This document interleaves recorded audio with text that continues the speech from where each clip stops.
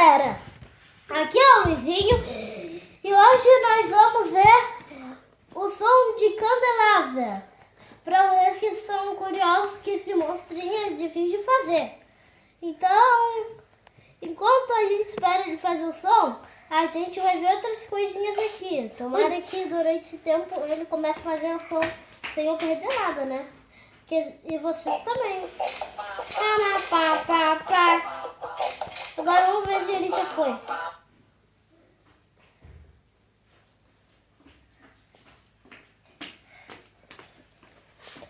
Ainda não começou a fazer som.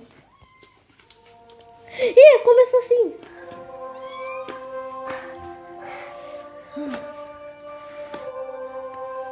Tem que lavar um pouquinho.